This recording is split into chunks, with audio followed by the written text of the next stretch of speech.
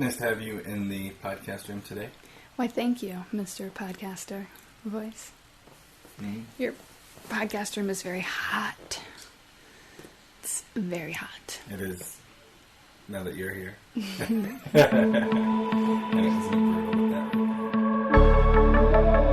it was the end of November, and me and Kay did something we haven't done for a year. We sat down in the studio and decided to update you guys. A year ago, we told you we were done homesteading. We needed a break. And then, well, we were done homesteading. We were going to hit the road. And what happened? Well, then we got to look like big dummies. What's a better word for that? Dum-dums is pretty good. I know. You say that in your emails, though. Dum-dums. Foolish when we did none of those things that we said we were going to do. In fact, instead of selling the farm, we ended up having one of the busiest years on the farm since we started it.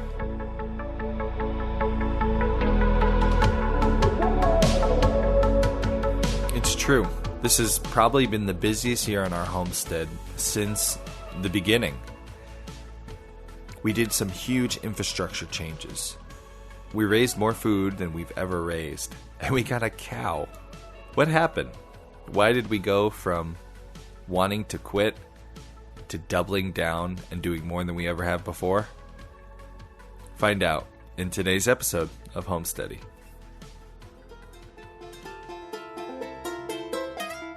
The world that we live in is a crazy place, but you and me, we can each make it a little better. We can live a more sustainable life. We can become more self-sufficient. And we can get more connected with the planet around us. And we can do all of this together. So everybody, cozy up. It's time for another episode of Homesteading. Today's episode of Homesteady is brought to you by Freight Farms. The people at Freight Farms want to help you grow food anywhere with help from the Leafy Green Machine. The Leafy Green Machine is a fully assembled vertical hydroponic farming system that is built inside a 40-foot shipping container. Now, why would you go building a hydroponic farm in a shipping container? Well, because it means you can grow food anywhere, anytime. Lettuce, herbs, and hardy greens at a commercial scale in any climate or any location. In the middle of a city, in the middle of winter, you could be running your very own farm. The Leafy Green Machine makes it easy for any individual, community, or organization to grow farm fresh produce year-round. If you want to learn more about Freight Farms, first off, listen to the hydroponic episode we did recently on the Homesteady podcast, where we shared their story. Then head over to freightfarms.com and learn all about the Leafy Green Machine and what it could do for your farm dreams. Having a hard time getting your farm started? Freight Farms is here to help. They have a very handy business plan startup guide designed to make it easier for you to put together a farm business plan, something I remember doing that was pretty confusing my first time around. Learn more about the Leafy Green Machine and get the Farm Business Plan Startup Guide, all at freightfarms.com/homesteady. We were going to take a break from homesteading, and the winter came. Usually in the fall, we're kind of burnt out and tired of it all. It's a lot of work, and you feel like you want to quit. So we took some time, looked at different areas. We kept coming back to how much we like Connecticut, except for the expense of living here. But we like it. We have a nice place to raise our family. And although we found some other houses that we considered, nothing really was as good as what we had. So it was obvious for us that we should just stay here. The idea of going on a cross-country road trip still is something we would love to do with our kids. Yes, it's still very appealing to me. And eventually, I think when they're a little bit older, we'll do it. But our baby is not great in the car seat. And he kind of put us over the edge of not only not looking to move, but we put the idea of going cross-country on hold too. So maybe in 10 more years, when everyone's older and can remember it, that'll be on the docket. But once we realized we were staying put and we weren't going to move, we started doing what we always do in January, planning. As soon as those hatchery catalogs start coming, the seed catalogs, The one thing that was really irritating last year, I think for me more than you, was I don't like working in inconvenient areas. I don't like mess all around me, and anyone who has a farm or a homestead knows that that's kind of par for the course. You always end up with things you're not using, but you might someday, and you need a place to store them, but they get thrown all over the place. So for me, a big thing into starting up with our farm again in the spring was I wanted it to be neat and orderly. This is something that I've noticed on many farms, not just our own. Something about a farmer, I think it's in the genes. He knows he's not going to make a ton of money off of his property. And so any random piece of equipment, old fencing, even the strangest things like an old kid's play set or part of a septic tank, he can't seem to just throw away, because he knows at some point in the future he's going to need a shelter for an animal and not be able to afford to build something new, and he can use that piece of scrap. The problem is, year after year, the old swing sets and septic tanks pile up, and you start to look really trashy. One man's junk is another man's treasure, until that treasure is just a giant pile of junk.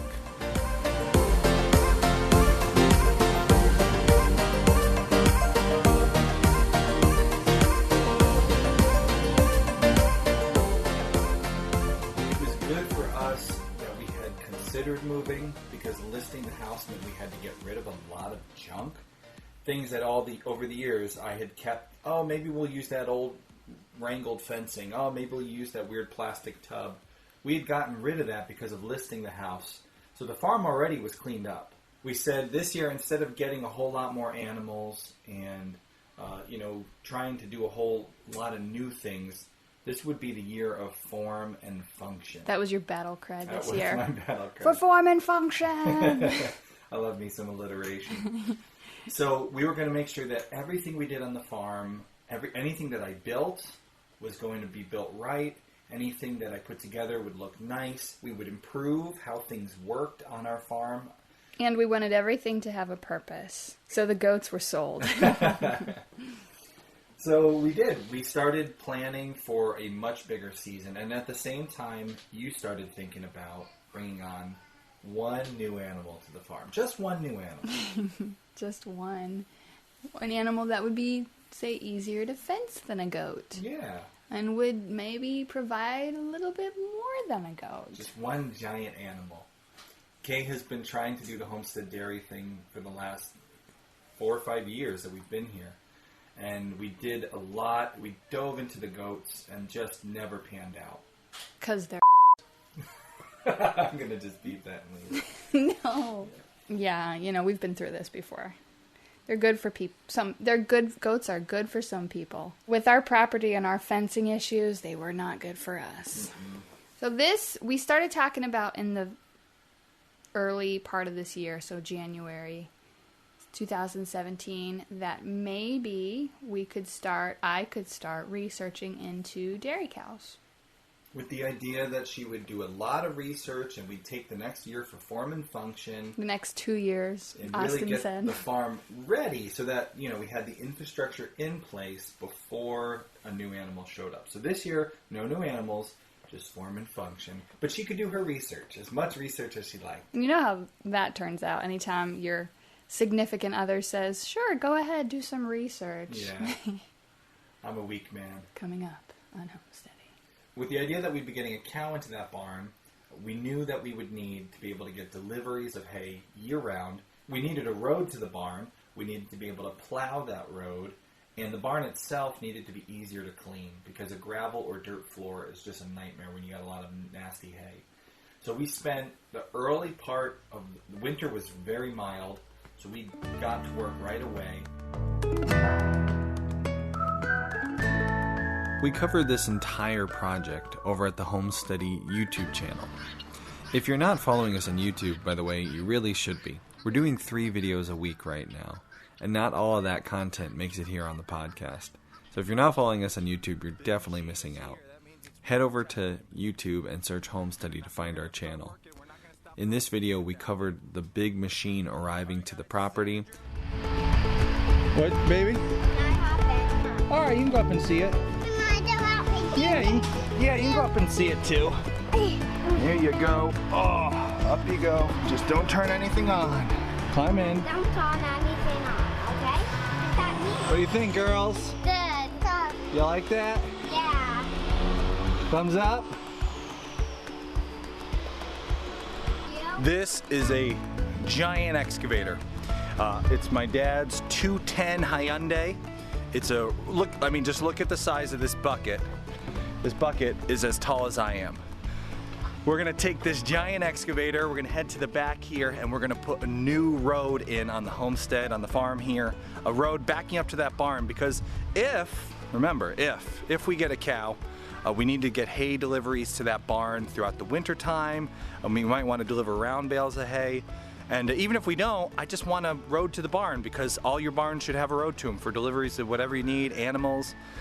So this big project now, we're gonna put the road in, and then we're gonna do some major changes to this property and install a couple new pastures. Mommy. It's gonna be fun. So let's get in this machine and do some stuff today.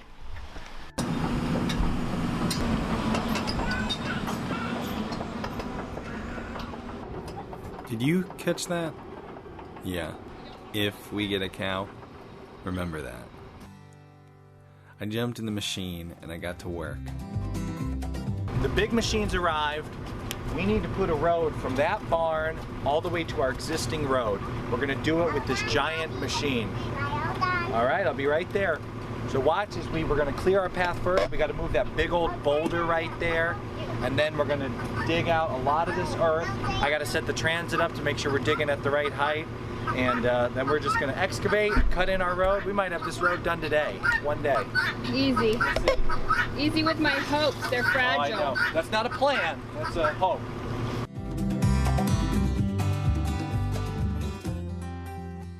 It's amazing what you can do with a piece of heavy equipment on the farm. By the end of the day, we could drive to our barn. And that was the first time since we've moved to the property that we could actually get the things we needed to and from the barn with a vehicle. It was a good day. Same shirt, same day. From that barn to our existing road, we have our initial cut for the road is in. Get a machine on the property. If you have to rent a machine for a week, if you know how to run it, I'm very fortunate that my dad lets, when it's the off season and his machines are sitting, we get to take them up here for the price of a move and the fuel and that sort of thing. So we do have a nice setup there, and I'm grateful for that. And this whole farm is gonna change, because this area here used to be the pasture, and down there used to be the road, and the barn had no road to it, and it was hard to deliver materials. But now it's all gonna change. Now what you see behind me, where the road is and all that area, that's all gonna be pasture at the back of the property. And it'll be a nice long straight row, it'll look good, it'll work great, and it's just gonna be beautiful. So this was day one. The initial cut for the road is in. I can drive that big machine back and forth on here. The beautiful part is we can get our concrete pour for the floor in the barn. If you've been following our barn project, we wanna pour the floor with concrete. And now that this road's here, I can order my concrete truck at any time. And then we laid a concrete floor on the barn, which it's been gravel, and that was fine. It's good if you're doing deep litter like we did with the goats, but it's very hard to clean out. We don't have a tractor, so to do that by hand twice a year was very tedious. It was awful.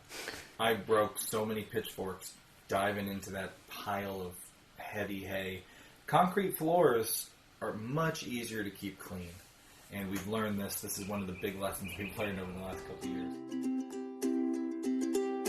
Today's the day for the big pour. The barn is all ready. We've got our wire mesh down. It's raised on the little wire mesh holders. We have everything leveled, all our forms in place. And now we're just waiting on the concrete truck.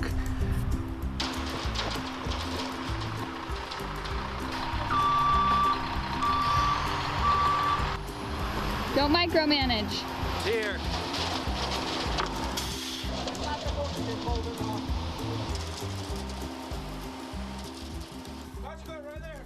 It was a fun day. We had been working for weeks and weeks in preparation of this concrete pour, and finally the truck was here and the concrete was getting put down. I had my uncle, who's a mason, helping me that day, and together with my wife, all the kids outside, we had the floor poured, and of course, like all our concrete projects, we ended with getting the handprints.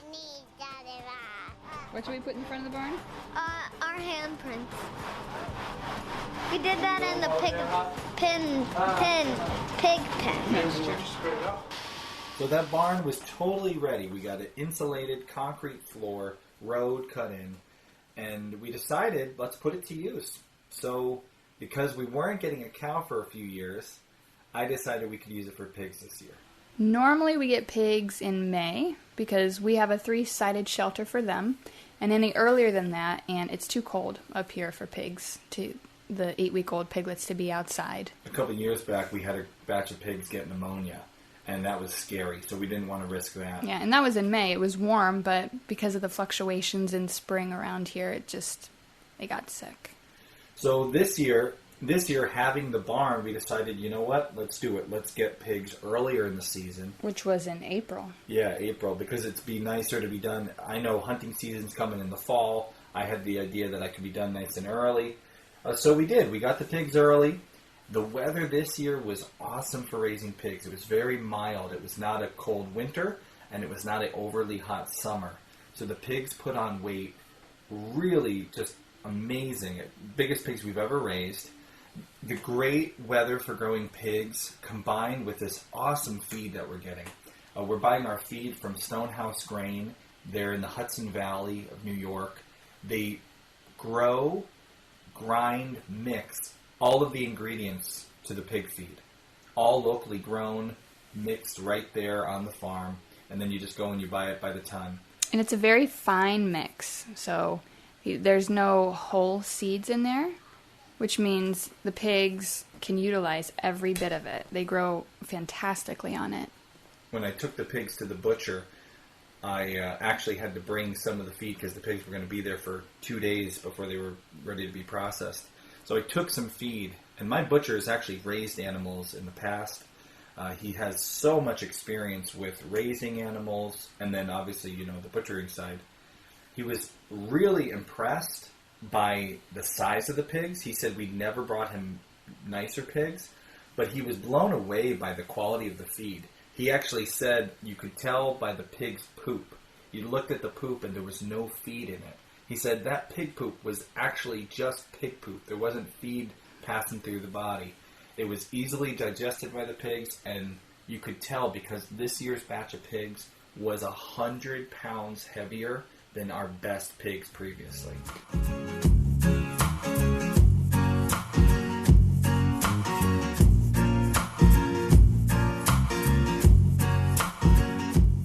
That meant we could do some different things with the processing than we've ever been able to before. We tried out a new processor for half of the smoked meat.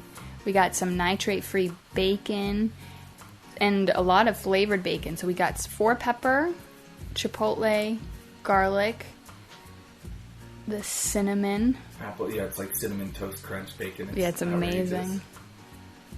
And we got some more link sausages, chorizo, kielbasa. And garlic, you say garlic? The garlic, yeah, sausage. Garlic sausage. Yeah. Which is fantastic to have as just adding to our variety of meat. We have the idea that maybe in a year or two we'll start transitioning to more retail sales. We're getting a little tired of trying to sell whole and half pigs, and at the same time we could make a lot more money per pound selling retail. We've avoided it for all these years because we didn't feel like having a little store on the property. But we have some plans for next year, which we'll get into later, which may involve more on-farm people, more on-farm activity. Having more options for our pork would be good for the retail side of things. Because you get people who want to try your pig, and right away, what do they want to try? First thing. Bacon and pork chops. Bacon. I don't even know if people ask for pork chops anymore. Everyone's on this bacon. bacon, bacon, bacon. And there's only so much bacon you can get from a pig. Yeah. So if you can offer them something different, like, hey, try this chorizo. People love chorizo. Yeah. Right? People gotta love that. They love that chorizo.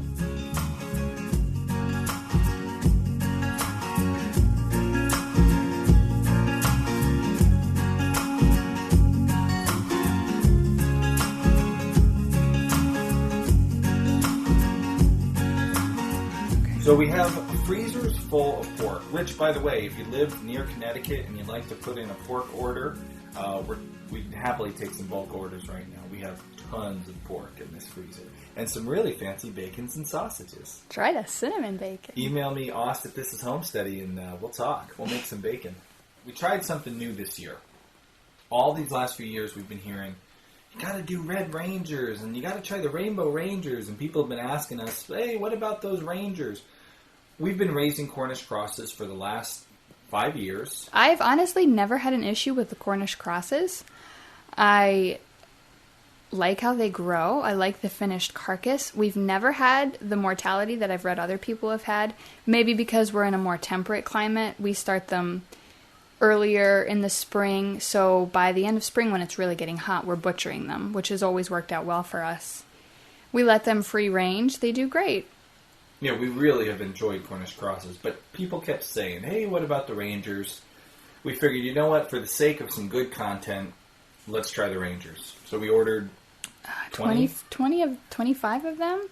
We had 50 Cornish on order, and because we always order too many chickens, we decided to order 25 of the Rangers. Like 17 new egg layers. Yeah. Too. This place was swimming in chickens this spring. This here is a Rainbow Ranger. Very similar to a Red Ranger. Any of the Rangers are going to be pretty similar, pretty straightforward. You'll notice less breast meat than the Cornish, but still a really good sized chicken. If you compare that to an egg layer of the same age, we have some over there. The egg layers are just much, much smaller, the commercial breeds. These usually finish not in 8 weeks like the Cornish, but somewhere around 12 weeks, which is the age of these birds. They're going to be just about 12 weeks old here. So this is a finished bird. It's not the largest of the bunch, but it is a nice sized chicken, and it will make for good eating. Oh, sorry. Touchy subject. As far as the Rangers, we had once again, very low mortality. They grew really nicely for us. We had them in chicken tractors outside. They forage well. They're not like a heritage breed chicken. They still will sit by the feeder and eat all day, if that's what you let them do. So as far as, they're kind of a step up from a Cornish, and maybe that makes people feel a little better, because the internet's awash with people saying Cornish are terrible, unthrifty, cruel way to raise chickens, but they look nice. They're a nice looking bird. They plucked nice. They dressed nice. They were huge. Yeah, the final product was awesome, which in the end of the day, I was more concerned about the final product. And they're the same thing as a Cornish cross. They're a hybrid bird that has been bred for years and years to grow bigger. However, they do look a little less like a big, waddling, stumbling, obese person. Once they get to a certain weight, they grew as big as our Cornish did. Some even grew bigger. They're huge birds. Yeah. They're still a big, fat bird. Yeah. But a little bit less of a... They look a little better. That's why people love them. They're still... You're not going to breed your own Rangers because they've been developed through years and years of research. And so if you're looking for, like, I want to raise my own this and butcher them... Go with a larger heritage breed. Yeah, you still can't have your own flock of repeating Rangers. But if you want a different bird than the Cornish, if you don't like the way they look, essentially if you don't like Cornish for some reason, Rangers are great. We did find there is a slight difference in quality of meat. It's a little darker, but it's so hard to tell the difference. It really is. Like, I can't look at the two, except for... Sometimes you can find a pin feather on the rainbows that's a little darker, and that's how I'll know. They do take 4 more weeks to raise, so if you're looking for fast turnover, you can't beat the Cornish. But if you want to try something different, we actually may do Rangers again. We haven't really discussed this at length yet, but we tried them and we were impressed. I was totally impressed by them. The end carcass is gorgeous. It is just as good as what the Cornish does for you. The one thing we did find was raising them side by side. I would keep, like we keep our egg layers after a certain age separate from the Cornish, because the Cornish are very placid. They're not aggressive at all. So the Rainbow Rangers would pick and peck at the Cornish. Right. Whereas the Cornish kind of just want to leave everybody alone and just eat. So if you're raising Cornish and Rangers together, know that you might have to end up separating them. Especially if you get the Rangers, which you should. If you're going to get Cornish and Rangers for the same butcher day, you need to get the Rangers 4 weeks early, which means they'll have a big head start on them. And the roosters will be a little aggressive towards the Cornish. The end of the day, Rainbow Ranger, Red Ranger, whatever Ranger you're doing, really great carcass, a little bit longer to get to that final finished weight. A little bit better of a forager, but not like crazy. Your customers, if you're selling to customers, they may prefer aesthetically the look of the Ranger because it looks like this brown, beautiful, farm-raised bird. Some may like that look. It may be easier to advertise that for your farm. They definitely, at the end, when you're loading them into that trailer for Butcher Day, they look more like a traditional chicken. Yeah, they don't look so Cornish. Conventional. Yep. So if you got a crowd of people who really care about that, then thumbs up on that. If it's just for your own family and you're looking for the quickest dollar into the freezer, you still can't eat Cornish.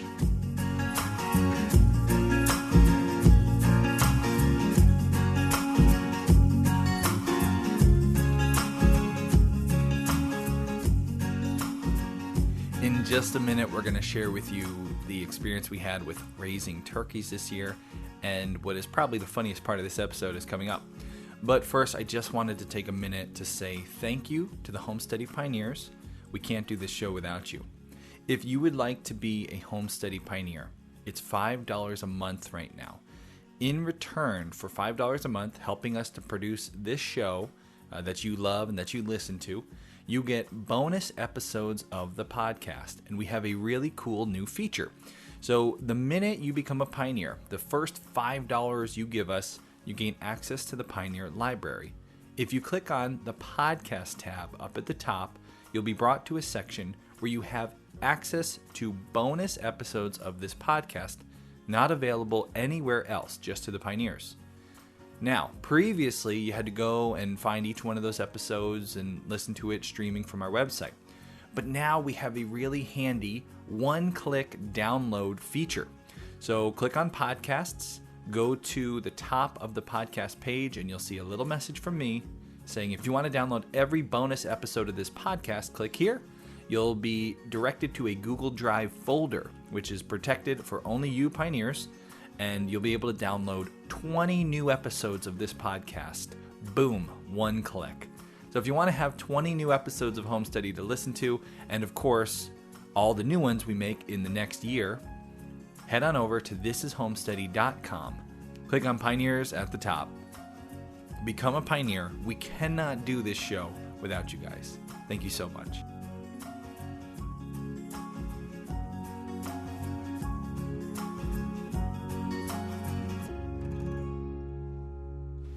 Let's talk about turkeys. All right. Turkeys was, once again, our journey into turkeys was riddled with devastation, trauma. We're not meant to be a turkey farm. It always sounds good in the winter, to think of turkeys. And it's like a 40-pound chicken. Yeah, well, this was for our son. This was going to be his big enterprise this year, were turkeys. He decided to take the step up from egg layers, selling eggs. And I don't know why we went straight to turkeys before chickens. Do you? I think it was Austin's idea. It's just something different. Yeah, it seemed like something he could market. In the fall, everybody wants to get a big turkey. And we really encourage our kids. We don't pay them an allowance. We let them have farm businesses. Because in the real world, You don't, if you're at your job, that's like an allowance. But if you're going to be an entrepreneur, sometimes you make money, sometimes you lose money. So we're trying to train them to be entrepreneurs. Yeah, I guess so. And so instead of doing the allowance thing where, hey, no matter what happens, here's your $10, we give them a chance to have a little business. So he's been running his egg business for the last few years, selling eggs, keeping the egg money, taking care of the chickens. We said you could take some of that money, put it towards turkeys, and, come fall, sell everybody one big turkey, and you make out like a bandit. Talk about counting your turkeys. I always tell Austin, don't count your chicks before they hatch. But here he is. So we ordered our turkeys. We went to the post office. We grabbed our turkeys, brought them back, opened the box, and... Right away, there were a few dead ones already. Yeah, they were already... And the rest of them did not look good. We unpacked them quickly, got them in the heat right away. But over the next 6 hours, they just died, one after the other. Finally, there were 3 remaining ones, and we brought them inside. An hour later, into the evening, would you say the one died? Yeah. The 2 survived, and they looked good. And they kept growing and growing, and our son kept caring for them and raising them. So we raised the turkeys with the ducklings we had, and they did great. The turkeys did really good, and they grew quickly. They got big. Unfortunately, or fortunately, I don't know what you're looking for in your turkey, they were super personable, and they kind of thought they were people. Because of the fact that we had to bring them inside, and we kept them inside, I think they, imprint? They imprinted on us, and they became very friendly in a way that turkeys are friendly. So they treated us like their fellow turkeys. And the way turkeys are friendly is by pecking you and clawing you.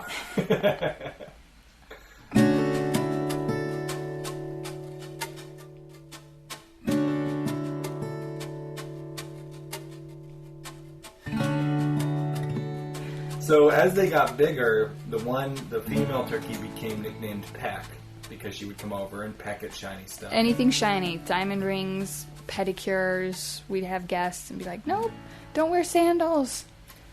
The larger Tom, he was named Gobble for the obvious reasons. And as time went on, he became a bit more of a Tom.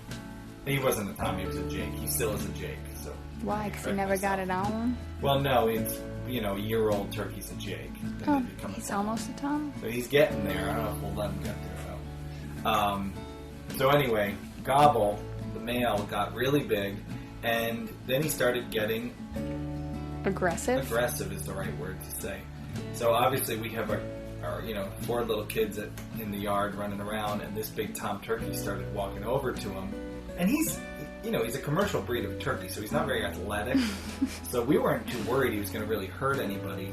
But he would start puffing up and then, making a run at them and doing a little kick with his fat little legs. And our poor 3-year-old daughter... Our 18-month-old first.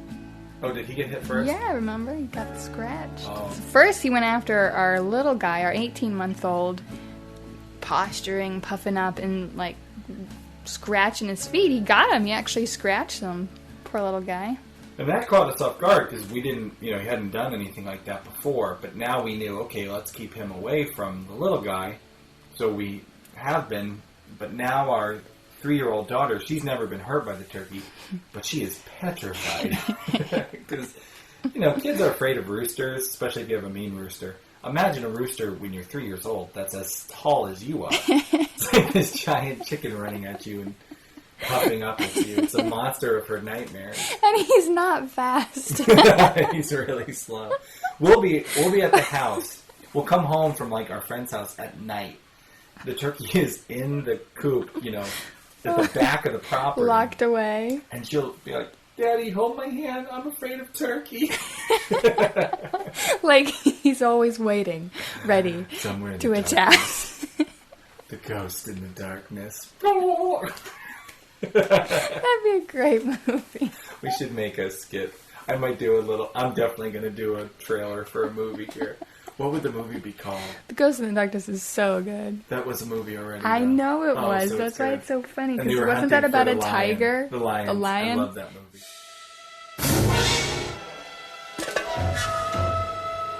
Oh my God. Holy. They're doing it for the pleasure. They are not lions. They're turkeys. I know, right? How many do you think they've killed? 100, maybe more. Do we wish the world to think that the builders of the British Empire are afraid because of a few minor difficulties with the local wildlife? I'm going to locate Remington. I assume you've heard of him.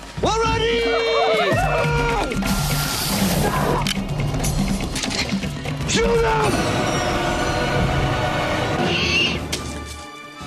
Michael Douglas. Val Kilmer. And a turkey, the gobble, and the darkness. Now, can you control your fear? Can you? That's Ghost in the Darkness is one of my favorite movies growing up. Really? And then one year we had the skunk that was getting into our garbage. So me and my buddies pretended we were the Ghost in the Darkness guys hunting the skunk. But we were hunting a skunk with rubber band guns. Oh man, you guys were so smart. Our parents let us do it. Of course they did.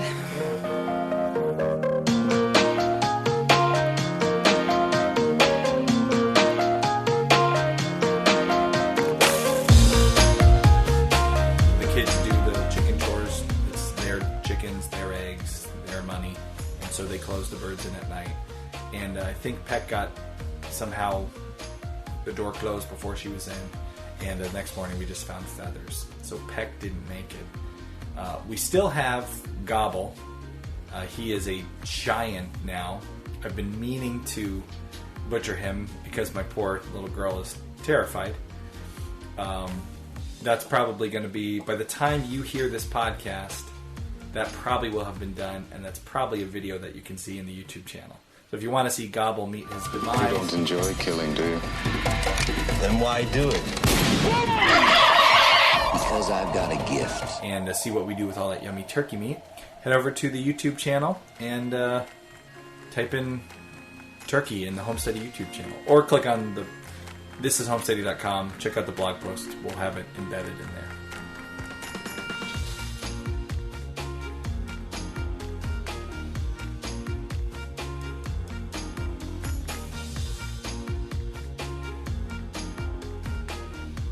We also did ducks again this year. It had been years since we did ducks for meat, so we got some pecans.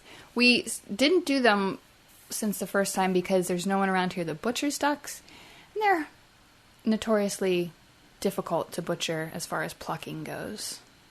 We were going to be better this year. We were going to pay attention to the timing so that it was right at the right time to butcher them and then take care of it. They're great. Ducks are so... especially when you really work out your brooding system, so you're making sure they're not all getting wet. We have a really good video on our brooding system. If you want to see, check out our YouTube channel for the duck brooding, not gross. And they're very cute. You know, ducks are cute, and then they're awkward, and then they're cute again. Little Aflac ducks. So, it's not as easy butchering them for us as it is for the chickens because they have a little bit more personality.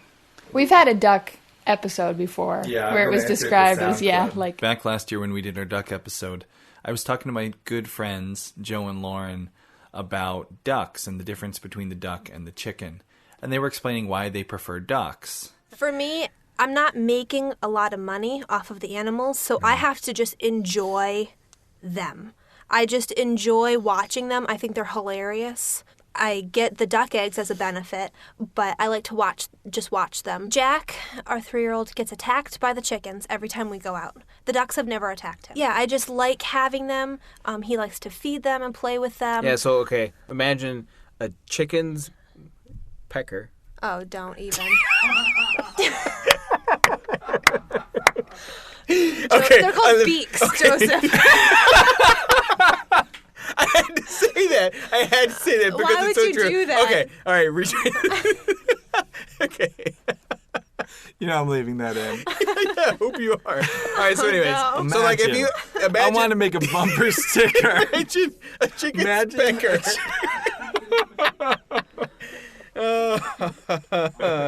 When have you ever in your mind be like, okay, I want to put some feed I in wanna my hand feed a chicken. and feed a Nobody chicken? wants to feed chicken. No, you look at their beaks and it's sharp and looks like it would hurt you and draw blood. A duck, it's their bill. Like it feels like someone's tickling your hand, and they will. You're just thinking pecker. That's all you're thinking about. It's a tickling pecker. All right, sorry. Okay, but with the duck, you can pick up the feed and they'll come to you because.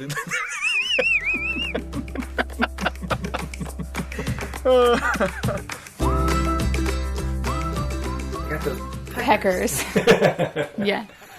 The ducks are just so much more friendly seeming and just nicer. They're just like little waddly, innocent ducks. And I don't enjoy Butchering I them. butcher a lot of my own animals, and I understand it, and I'm not judging anybody. I do it all the time. But something about the ducks, it just gets to me more. And this year we did meat ducks, and it's like, you know what? We can buy duck once in a while from a nearby farm. This next bit, we talk about butchering the ducks and things that go awry. And if you have young kids, you might want to fast forward 5 minutes. Yeah. So we had 6 pecans and 3 Muscovies to butcher. Remember that? Yeah. And remember butchering those Muscovy ducks? Oh man, they did not die. They were like zombie ducks. You would cut them, and they would bleed out, and like 5 minutes later, they'd like. It was, up their head you and know, look at you you. cut off a chicken's neck and it runs around. Austin had put the duck in the cone, slit its throat, lots of blood loss, hanging there still, perfectly still. And Austin, keeps the eyes shut to make it a calm experience. I'm doing it to you now. What are you going to do to me? Keep your I'm eyes hiding shut. my eyes shut. What's going on here? This is good content. So only take a minute. And the duck was still. And so he let go of the duck. He stepped back. And all of a sudden, it starts flapping its wings. It flips itself out of the killing cone, lands on the ground, and starts walking away. Yeah, that was creepy. We could make a lot of horror movies off this farm. It was brutal, and I had to, with a net, capture a duck that had no blood left in it, and stab its heart with a Stop. Is garlic that what you steak. did? Oh, I get it. Like a vampire. Yeah. I was like, I don't remember that. Ooh. Dude, does that kill a vampire? A garlic steak? I don't think it's a no, garlic wards them off. The wooden steak is to the heart is what kills them. I was thinking of a steak in garlic. And that just You mean sounds like a grilled steak? Yeah. No.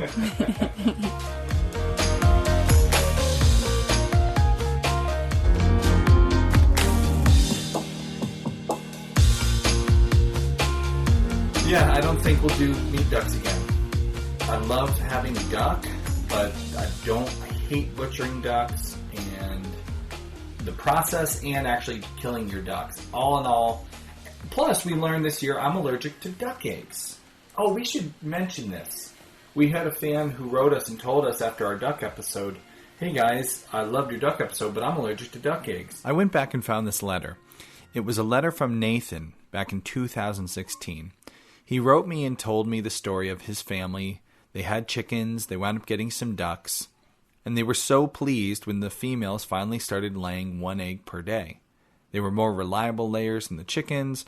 They were enjoying the eggs so big they could barely fit into Nathan's hand. He says, around this time I started to get sick. My stomach would turn and the trots would start, and I would be miserable for hours or even days. A few weeks later, he gets to meet with his doctor. He tells him the symptoms, back pain, the runs, vomiting. It was brutal. He asked if it was associated with anything he ate. Nathan didn't know, so he started to pay attention to what he was eating.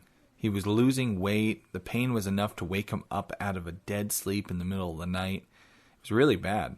They even checked to see if his gallbladder was still working. He lost 20 pounds in about 3 months. He was at the end of his rope without any solution in sight when his wife made cookies. This is an old family recipe, tried and true. He knows there's nothing wrong with these cookies. Well, the recipe's so good he couldn't help himself from having a little bit of the batter. 5 minutes later, he balled up in agony. His wife said she followed the recipe exactly. There was nothing in it but butter, flour, sugar, and eggs. All of a sudden it occurred to me, he says, what kind of eggs? 1 chicken and 1 duck. That 1 duck egg was the only difference between this raw cookie dough that had me writhing on the couch in agony and every other batch I had ever stuffed into my happy face for years. We agreed that it was worth testing. We laid off eating duck eggs for a few days. I felt better. Then one Saturday I ate nothing but 1 hard-boiled duck egg for breakfast by itself with water to drink. I was sick again within a few minutes. We finally had our culprit. Well, I was getting these crazy stomach aches. We didn't know why, and we pinpointed it to the duck eggs. So I think ducks, we were abducted. I mean, we made the t-shirt. I loved having ducks on this farm, but we can't have them for eggs, and we don't want to do them for meat. So I think the years of the ducks on our farm is pretty much, maybe we'll have 2. Yeah, I feel like we'll keep Muscovies because I like having them. I think they're cute, personable, and they're our daughters, so we're stuck with them. We'll have 2 Muscovies just as decoration. Love those decoration animals. We got a sleepy baby here with us. We're going to try to fit in the last, most important part of this update while our 1.5-year-old wakes up. You weren't going to get a cow this year. Well, you said I couldn't get one this year. Well, I said, the smart thing is to make sure that you have the proper infrastructure in place first. Yeah, and we had it all and in place. You had everything you needed, and yep. You'd done your research, and you were totally ready. Yep, I totally did all of that. I wouldn't say you had all your infrastructure. Yeah, what else did we need? I don't know, a stanchion? Yeah. Well, fortunately, I found a cow that didn't need a stanchion right away, right?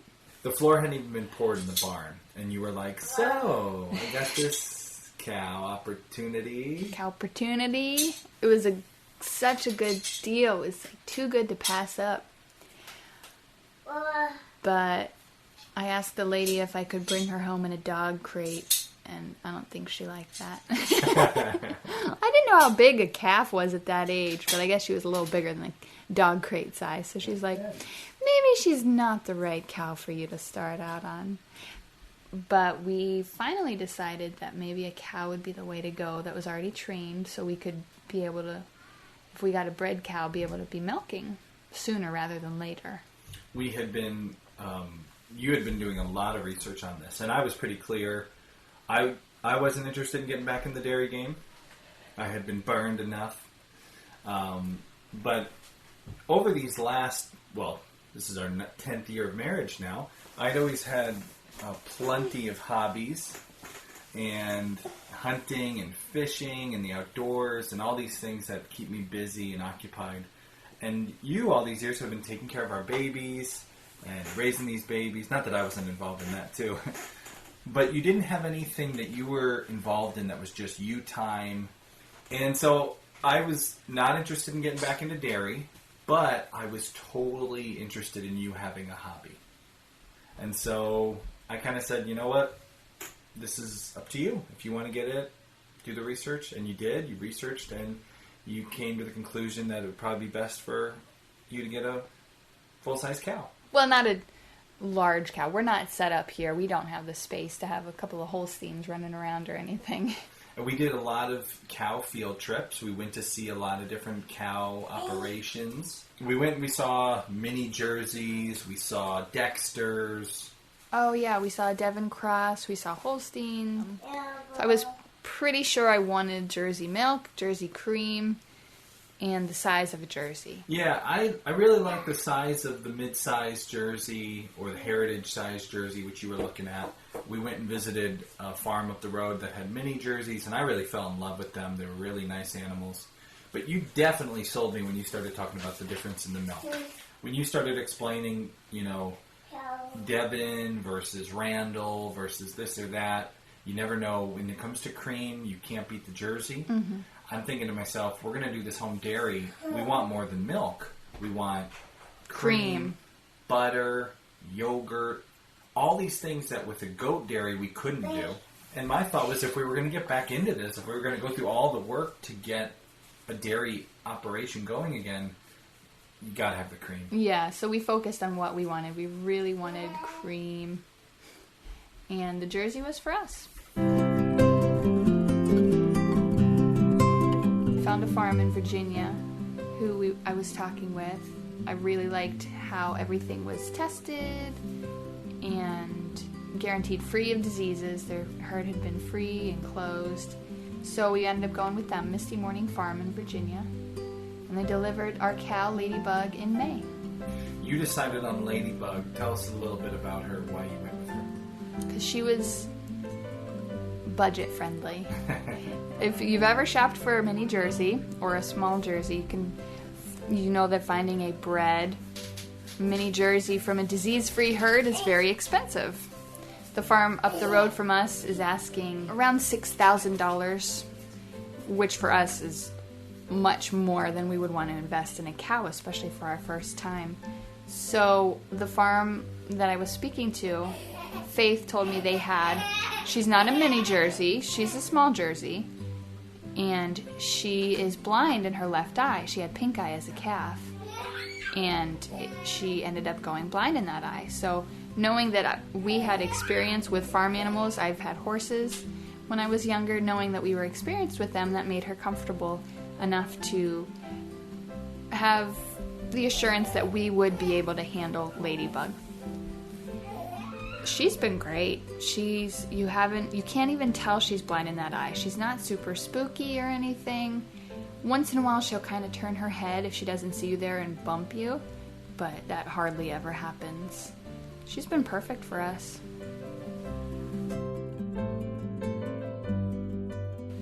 First of all, keeping a cow has been so much easier than keeping goats. We had issues with the goats getting out of the fencing all the time, getting into poisonous plants that killing themselves.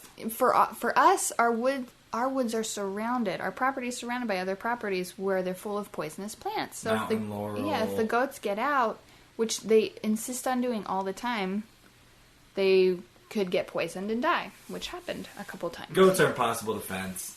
Cows, one strand of electric, just one piece of twine, and she respects. You don't even go near it. No, it's not even electrified where I'm keeping her now with the twine, but she respects it.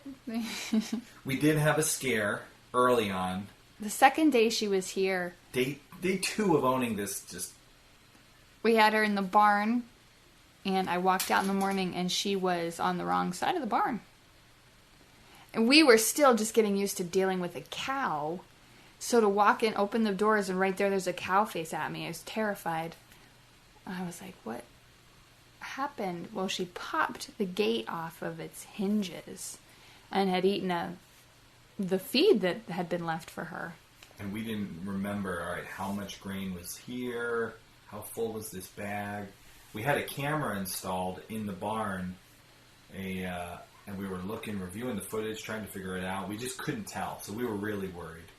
If a cow eats too much, it can upset the balance in their stomach, and it could get them really sick. But she was fine. Yeah. A couple calls to the vet, a couple days pass, and no big deal. And since then, it has really been easy with her, right up until the birth. We've noticed a change in her bag size. Her teats are no longer wrinkled, they're firm. Something in the ligaments in her back. Kendra's done more of the research on this than me. I'm just along to film. But it looks like today is going to be the day that we have a calf, and a journey that's been years in the making. We've been trying to get milk on our homestead. We've messed around with goats in the past. We've messed around with different goats, big ones, small ones that, how's the coconut song go? hopefully it'll be the day that our good quality Jersey milk arrives on farm. So let's see. Stay tuned. Perfect day. The weather was gorgeous. For November. First week in November. First week in November. It was like 60 degrees out. Warm. And it really, for me, it was a special moment. I've been working for so long, building my business so that I could be at home, work at home, from my homestead. And here I got to sit outside. I had my laptop. I was getting work done. But I get to sit outside on this beautiful, gorgeous day and just watch the cow, check her progress. And it just epitomized like all I'd been working for so long. And everything was going smoothly and perfectly. And I look up and there's this bubble coming out of her butt. And I like almost dropped my computer. I'm yelling, come on, come on. Something coming out. You coming? All right. So the first water bag came out.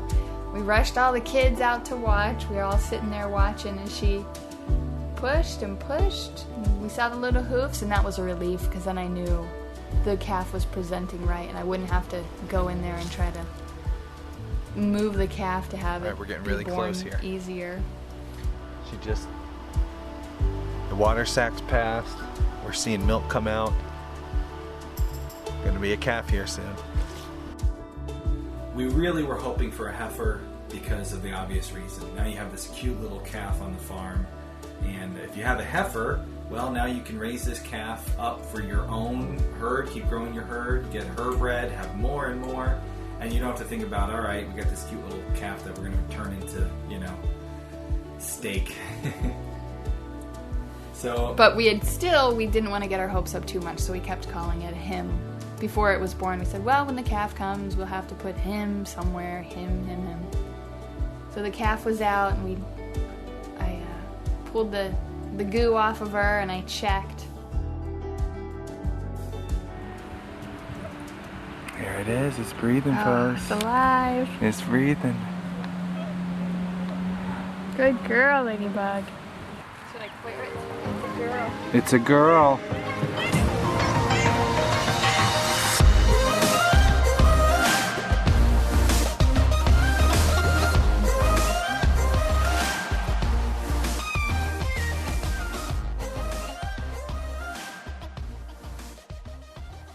So this Luna, Ladybug's like a mid-sized Jersey.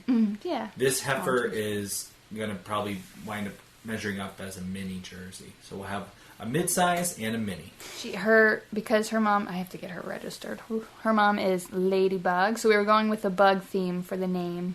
And on her side, her flank, there's a white spot that looks, when I look at it, looks like a Luna moth. Little Ladybug, Luna moth. It was perfect. Yeah, so she's Luna. Little Luna moth. Ladybug and Luna. And since then, obviously, once the calf comes, so does the milk. And this is always the thing. When you get into the dairy game, if you buy an animal that's not yet in milk, there's always that wonder. All right, is this going to be good milk? Is it going to be good quality? Are we going to get a lot of it? Is she going to be a good milker? You were really nervous going into that first week of milking because of our past experiences. We've had nothing but problem after problem with the goat dairy situation. I kept telling myself, this is going to be frustrating. It's not going to go well. I didn't want to have too high of expectations because I wanted eventually to like it. So I knew if I prepared myself for the worst, I could only be surprised if anything good happened. So sad. This is what we've learned from 6 years of homesteading. But that's the way it usually goes. First goat we ever had, I had to tie her to the fence post. And she was not a small goat. She was a full-size La Mancha and strong. To milk her was just an exercise in futility. I couldn't get anything from her. No. She'd be dancing around, kicking and fussing. It was awful. Kendra has a theory, we got to research this, that the term kicked the bucket, when people say, oh, what happened to so-and-so? Oh, she kicked the bucket. Case theory is that this originated with animals that were being milked, and if they kept kicking the bucket... I wouldn't keep one that kicked the bucket. There's a lot of work that goes into that milk. It turns out that that's probably not how that term originated. Brutal. Anyways, I just Googled it, so now I know you will too now. Yeah, she's been great. She doesn't kick. She'll lift her foot up. I feed her while I'm milking her, so she stands really good. I made her a feed box and give her a scoop of feed, and the whole time I'm milking by hand, she's just eating. Hardly lifts a foot even. And that cow milks perfect, and her milk is gold. That milk is so good. The flavor is amazing. The quality of the milk and the cream is amazing. And since we've been getting all this milk, we've been making butter, we've been making cheese. Soft cheeses, I've not advanced to the world of hard cheese making yet. I am milking by hand, so there's been a learning curve to that, just getting my hand strength built up. Her back teats are a little shorter than the front ones. So the front I can squeeze like you see normal person milking a cow, squeeze your whole hand. The back ones I have to squeeze my thumb and first finger together and kind of pinch the top of the teat and then pull down. It's called strip milking. So I'm getting some crazy calluses on both of my thumbs from that. But I will be giving excellent thumbs up from now on. Siskel and Kendra give it 2 incredibly strong thumbs up. What are you making? This comes full circle.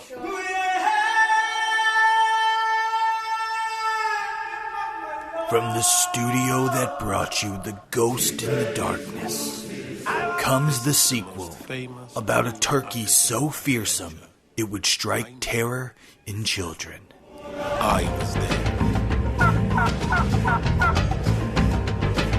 The devil has come to Savo. I am the devil. The Gobble and the Darkness. Siskel and Kendra Martin give it 2 incredibly strong cow-milking thumbs up. The Gobble and the Darkness.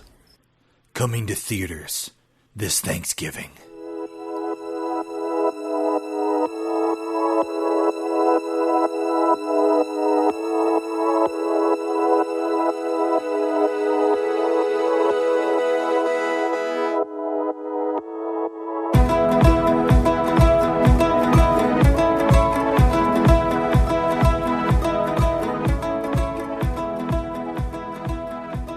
Well, everyone listening, the room is full of children. We have our 1.5-year-old is now awake. He's in the room dancing. Our 3-year-old is playing a little guitar in the background. Our 5-year-old has been feeding the baby, as a good older sister should. All these kids here in the recording studio. Can you say hi, guys? Hi. The 3-year-old's playing guitar in the background. It's telling me it's time to finish up our yearly update. A little bit different than last year. I think people will be less angry about this episode. Hopefully. We'll sign off here, and then I'll come back on at the end, guys, and I'll give you a few updates for the next year, what to expect from Homesteady. Guys, you want to say, oh yeah, do the sign-off. You guys know the sign-off of the show? What does If Daddy say says at the end of the the show? road is rocky, then we can say, make Homesteady. Right? You guys remember that? Yeah. Alright, so let's do this all together. So, Homesteady is produced by myself, and Homesteady is produced by my wife, Kay, and myself. I'm Aust, and I'm Homesteady. And until next time, remember, the road is rocky. Make Homesteady. Let's try that again. Let's do that one more time. Okay. Ready? As long as we're finishing out the show, let me remind you there's an excellent blog post recap by Alexia, the Suburban Escapee, over at thisishomesteady.com with all the links. You can see the links to the different videos we talked about in today's episode. And be sure to check out the Homesteady YouTube channel. You heard in this episode we played a lot of excerpts from videos on our channel. They're really fun, so go check it out. Search Homesteady in YouTube. And of course, thanks to Allison Holly for help editing the podcast and getting it to you guys. All right, kids, let's do this. Stop playing the banjo. Creepily. It's like the creepiest banjo. Okay. Homesteady is produced by my wife, Kay, and myself. I'm Aust, and I'm Homesteady. And if you are too, be sure to share it with us. Hashtag your social media posts. I am Homesteady. Make Homesteady. Nope. And until next time, remember, the road is rocky. Make Homesteady. We'll see you next year. All the kids are up, so you got just me now for the end of the show here. What to expect for 2018 from the Homesteady farm and from our show? Well, you've probably already heard the last episode, our short announcement episode there. I am officially doing Homesteady full-time. I'm going to be honest, it's a little scary. I've been working towards this for the last couple of years, and it's been growing and growing and growing. Very special thanks to the Homesteady pioneers for getting us to this point. If you're excited about this, the idea that I'm going to be doing Homesteady full-time, not for my sake, but for yours, meaning more Homesteady content, 2 podcast episodes a month as opposed to the one that we've been doing, and probably 2 videos on YouTube and a live stream every week. If you love Homesteady and you want us to be able to do it, we're doing this for a trial period of 3 months. You can make sure this sticks around for good by heading over to thisishomesteady.com and becoming a pioneer. It is $5 a month. With that, you gain access to all the Pioneers Only content, which the Pioneers Only content is bonus podcast episodes that you can't get on iTunes, bonus videos, classes and courses. Some of them I teach on the areas that I have some expertise in, but a lot of them are taught by other people who have way more expertise than me. And discounts from our Homesteady vendors, people like Power Plucker, Farmer Brad, and Farm Marketing Solutions. All those things, 10% off raising chicken equipment and books and knowledge and hydroponic systems and plants from Northeast Edible. But a big change that's coming to the Pioneer program, a huge addition for 2018. We are going to open up a Pioneers Only forum. So that means every day at thisishomesteady.com, if you're a pioneer, you can sign into the forum, chat with other pioneers and myself. The reason I wanted to start the forum was because I realized over time I've been emailing different Homesteady pioneers and chatting with them about different things and getting advice from them in different areas, things that I'm new to but they've been doing for a while. And I realized, man, these pioneers, they themselves are such a good resource. And I've had the pleasure to be chatting with them over different topics and different things. Just an example, the reason that we bought our cow, one of the reasons we found the farm we did was thanks to one of our Homesteady pioneers, Emily, who helped support the show. But she already had bought a cow from Misty Morning, and she said, you got to check these people out. They got great animals. So I was thinking, how can I bring out all these people together because they can help each other out so much. So now we have a Pioneers Only forum. I am busy ironing out all the final details, getting it to work just right. If you're a pioneer and you want in, the doors will open in January. If you want to be a tester, email me, Aust at thisishomesteady.com, and say, hey, Aust, I want to test out the forum. Let me in early. And I'll let you in a little bit early to try testing it out. I need a few people to help me work out the kinks. But we're going to open up this forum. I'll be in it every day answering questions. And when I don't know the answer, I'll be forwarding on your questions to other pioneers who are there. People like Jared, the foraging beard, who was interviewed back in our foraging episode. He'll be there in the forum. Alexia will be in that forum, no doubt, the suburban escapee. We'll probably have a whole thread all about leaving suburban life where we get Alexia to run that thing. So you can see Alexia in the forum. So a lot of great people for you to meet. And if you want in early, remember, pioneers, email me, Aust at thisishomesteady, and I'll let you in as a sneak peek.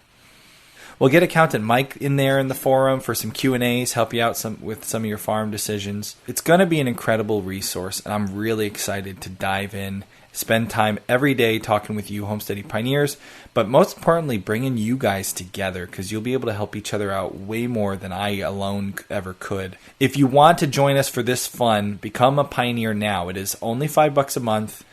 We really want to get you more Homesteady, more of all that you love. And we can do that with your help. So thank you for considering to become a pioneer. And if you can't be a pioneer, you support us through sharing the show. That's huge. Through listening. And you can, of course, do your shopping. Before you go to Amazon, head to amsteady.com. That will forward you onto Amazon, and we'll get an affiliate bonus for sending you there. Now, as far as our farm plans go, if you're interested to hear about what to expect from the Homesteady farm next year, well, stay tuned because a future podcast we will talk about our plans for the farm in 2018. And you should listen for that sometime in January or February when all those pamphlets start showing up, when you start getting the catalogs for chickens in your mailbox. Right about that time, we'll release an episode where we tell you our plans, because we're still ironing them out. And if we do an episode now, it would be like telling you that we're all done homesteading, only to double down and have the biggest year of homesteading that we've ever had, ever. Thank you so much for helping us get to this point, guys. I am thrilled to be doing Homesteady full time, and I really hope we can make it work. So with your help, we can do that. If you want to help us, you know what to do.